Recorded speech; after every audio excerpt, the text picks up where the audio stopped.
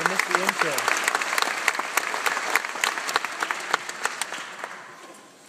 Thank you very much. And good evening, Chancellor Wartell, Dean Obergfell, Dr. Sternberger, nursing faculty and staff, family, friends, and of course, the May 2012 graduates of the School of Nursing here at IPFW. It is my sincere honor and privilege to have the opportunity to speak on behalf of my fellow graduates this evening.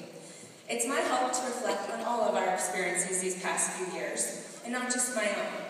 In order to do so, and in keeping with good nursing practice, I decided to supplement my speech with some evidence-based research. However, I'm sorry, professors, and you are welcome, graduates. I will not be citing in APA format or otherwise a single word from any scholarly-based nursing research article that was written in the past 5 years. No, there will be absolutely none of that tonight. Instead, I will be sharing some information that I got from several of my peers. My survey questions exposed some general themes about what was most memorable and what it took to make it through nursing school.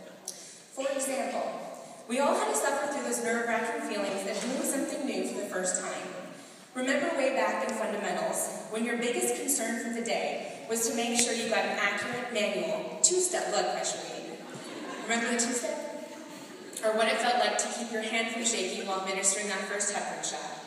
Or as one student shared, she was so nervous before administering her first enema that she nearly forgot to remove the cap before inserting it. My research discovered that the task that caused the most worry was inserting a urinary catheter. Upon entering your client's room, the patient caught a glimpse of her student name tag and asked, "Have you done this before, sweetheart?" And smiled and said, "Absolutely." Even though you and your instructor knew that the first and only time you had ever placed a Foley was a year and a half prior in the skills lab on a mannequin, who, by the way, had anatomy that looked nothing like the real thing. But you did it, you got through it, and you realized that those first times aren't so bad. Also very memorable, of course, are the many, many, many hours that we all spent studying.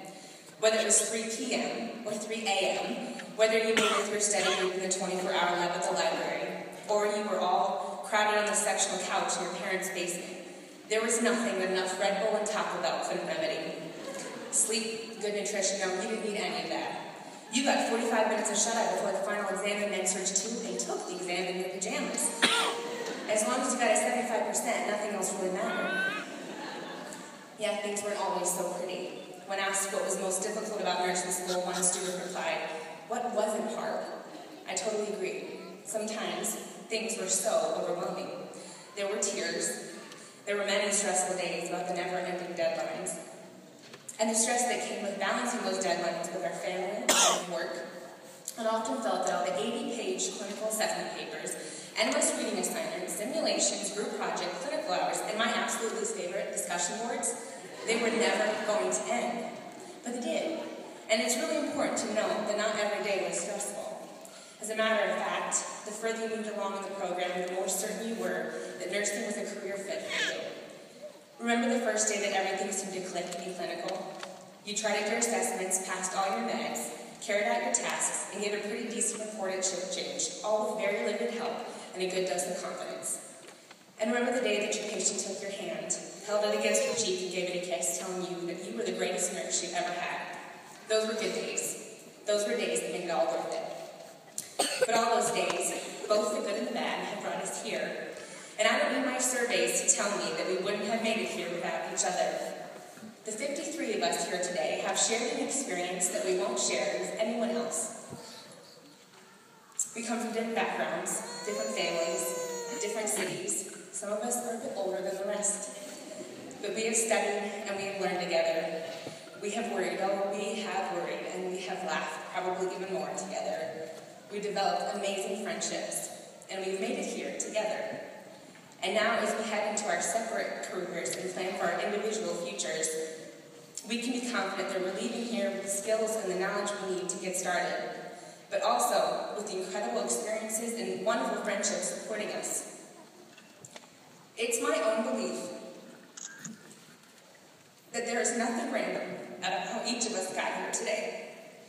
I believe that every single detail of our education, of of our experiences and our friendships have been a specific part of God's design. With that being said, I'd like to add a quick personal note, if I may.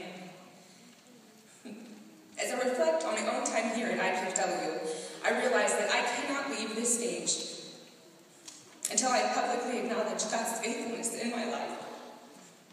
Goodness knows I am not the smartest in this class. At least my professors know that. There were a couple of times that I was hanging on by the skin of my teeth. And not just academically either, but in other areas of my life. So I realize that any good thing I may do, or any success I may have, is only because of God's grace. It's only because God's mercies are new every morning, and it's only because of the hope and the confidence I have that God is in complete control. I have such joy and comfort knowing that on those good days and on the bad days, that in all things God is working for good. And so it is my desire that as we start this new adventure, that through the ups and downs that we're all going to face, that each of you, that everyone here, would come to know that same faithfulness and hope. I realize the personal nature of those words, but I can't help but share them with my friends. I know that I've come to know some of you better than others. Megan and Erica, I would not be here without the two of you. But I mean it. It has been a privilege to get to know each and every one of you.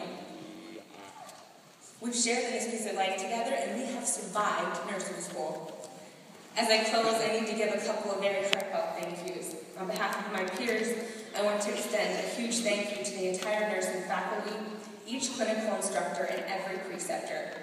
You've diligently invested your knowledge, your time, and your patience, especially your patience, as we sat in your offices and begged for every last point on your exams. We are indebted. Thank you. And an incredibly special thank you goes to each of our families and friends. I especially want to acknowledge our parents, our spouses, and our children. Your examples, your sacrifices, and your encouragement have been endless. We love you. We are forever grateful. We would not have made it without you. I'd like all of the students to stand briefly, and we're going to give an applause to all of our family and friends.